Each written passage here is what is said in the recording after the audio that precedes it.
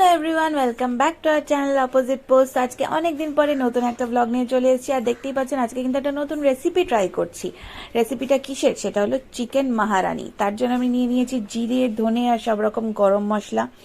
এবার এগুলোকে আমি একটু ড্রাই রোস্ট করবো। তো দেখতে থাকুন রেসিপিটা। আমিও কিন্তু প্রথমবার ট্রাই করছি, আপনাদেরও যদি ভালো লাগে নিশ্চয়ই ট্রাই করবেন।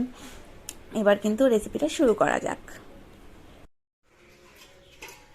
মশলাগুলো নেওয়ার পর মনে হয়েছিল একটু কম নিয়ে ফেলেছি বোধহয়, তাই জন্য আবার একটু জিরে, ধনে আর একটা শুকনো লঙ্কা এক্সট্রা অ্যাড করেছি।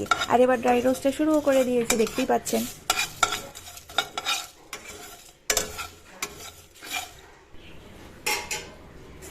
রোস্ট মোটামুটি হয়েছে যা বুঝলাম, তাই এরপরে এটা ট্রান্সফার করে নিলাম একটা মিক্সিং জারে। আর একটু ঠান্ডা করে কিন্তু ট্রান্সফার করতে হবে। আর এখন দেখুন পুরো একদম গুঁড়ো করে নিয়েছি। এই মশলাটাই আমি রান্নায় ইউজ করবো।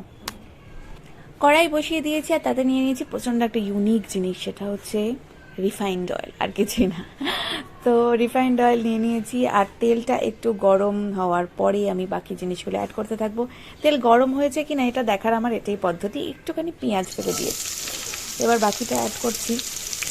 আমি অলমোস্ট 750 মাংস রান্না করছি, আর তার জন্য আমি 3টে পেঁয়াজ এরকম চপ করে নিয়েছি। তো আপনাদের পরিমাণ মতো আপনারা পেঁয়াজ নিয়ে নেবেন।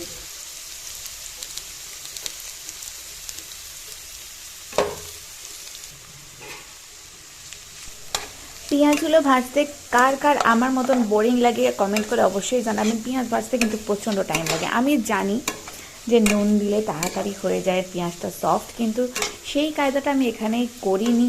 আমি ওয়েট করছিলাম, মাঝে একটা গানও শুনে নিয়েছিলাম, তখনও দেখলাম পুরো হয়নি। কি আর বলবো, একটা গান শোনার পরে দেখলাম পেঁয়াজগুলোর এরকম করুণ অবস্থা হয়েছে, কিন্তু আরেকটু করুণ অবস্থা হতে হবে, মানে আরেকটু ব্রাউন হতে হবে। তার মানে আবার একটু ওয়েট করতে হবে। তো করি, উপায় তো কিছু নেই। যতক্ষণ ওয়েট করছি ততক্ষণে অন্য একটা কাজ সেরে ফেলা যাক।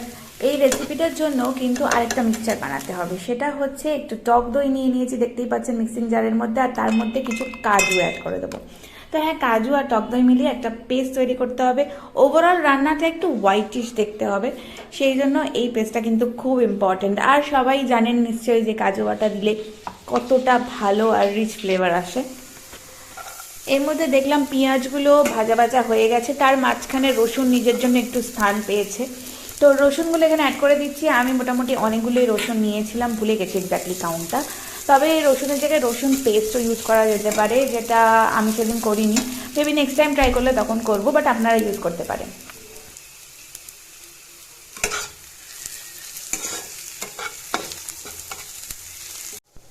এবার দ্য মেন ইনগ্রিডিয়েন্ট মানে চিকেনগুলো চলে এলো ফাইনালি। ওরাও একটু জায়গা করে নিচ্ছে কড়াইটার মধ্যে। দেখতেই পাচ্ছেন রসুন আর পেঁয়াজ দুটোই আমার মোটামুটি ভাজা হয়ে গেছে। এবার মাংসটা অ্যাড করে দিতে হবে, আর তারপর ধীরে ধীরে একের পর এক স্টেপ ফলো করতে থাকুন। রেসিপিটা কিন্তু এন্ড অফ দ্য ডে ভালো খেতে হয়েছিল, সেই জন্য আপনারা একবার ট্রাই নিতেই পারেন।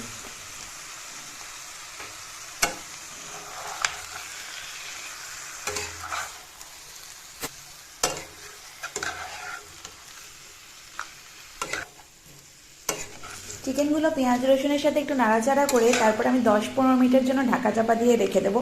আর 10-15 মিনিট পরে কেমন দেখতে লাগছে আপনাদেরকে এক্ষুনি দেখাচ্ছি সেটা। 10 থেকে 15 মিনিট পরে আমি নুনটা কিন্তু এর মধ্যে অ্যাড করে দিচ্ছি। এতক্ষণ দেখতেই পেয়েছিলেন আমি কিন্তু নুন অ্যাড করিনি, আর সবাই নিজের স্বাদ অনুযায়ী নুনটা দেবেন। নুন দেওয়ার পর একটু নাড়াচাড়া করে মানে ভালোভাবে মিক্স করে আমি আবার 10 মিনিটের জন্য চাপা দেবো, যাতে চিকেনটা ভালোভাবে বয়েল হয়ে যায় আর নরম হয়ে যায়।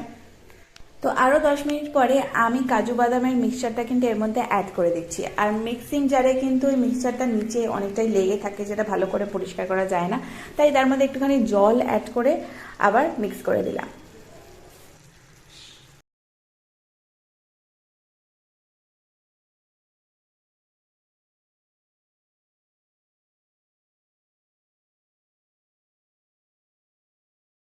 আমি এর আগে যতগুলো চিকেনের রেসিপি ট্রাই করেছি কোনোটাতেই কিন্তু আমি কাজু বাদামের পেস্ট অ্যাড করিনি। তো এটা আমার জন্য পুরোপুরি first experience.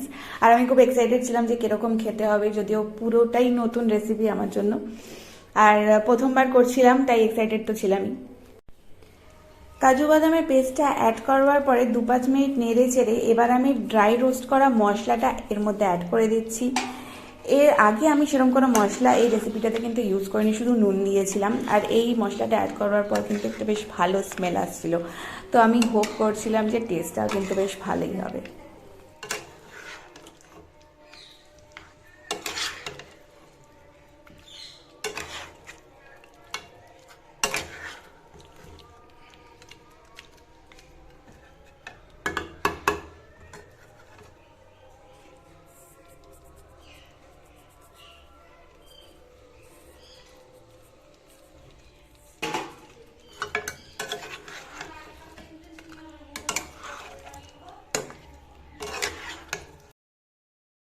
Last of all add করলাম এতে গরম জল, কারণ ভাতের সাথে খাওয়ার জন্য একটু ঝোল তো লাগবেই।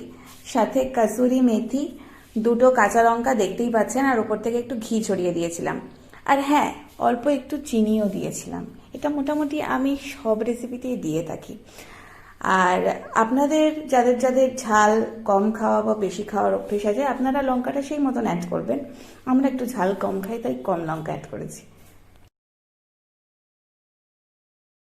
এটাই ছিল এই রেসিপিটার লাস্ট স্টেপ। আপনারা দেখতেই পেলেন যে প্রচুর ইনগ্রিডিয়েন্টসের কিন্তু দরকার নেই এই রেসিপিটা তৈরি করবার জন্য। মোটামুটি সবার বাড়িতেই এই বেসিক ইনগ্রিডিয়েন্টসগুলো অ্যাভেলেবেল থাকে, তাই আপনারা কিন্তু ঝটপট বানিয়ে ফেলতে পারেন। দেখতেই পাচ্ছেন দেখতে কিন্তু বেশ ভালো হয়েছে, আর খেতেও যথেষ্ট টেস্টি হয়েছিল। আমার ফোনের ক্যামেরাটা অতটা জাস্টিফাই করছে না, তাই একটু ইয়েলোইশ মনে হচ্ছে, কিন্তু এটা হোয়াইটিশ গ্রেভি হবে। আর আমাকে অবশ্যই কমেন্ট করে জানাবেন যে রেসিপিটা কেমন লাগলো, আর আমাদের ব্লগ কিন্তু দেখতে থাকুন। আর চ্যানেলটা সাবস্ক্রাইব করতে একদম ভুলবেন না। তাহলে আবার পরের ভিডিওতে দেখা হচ্ছে, ততদিন ভালো থাকবেন, টাটা।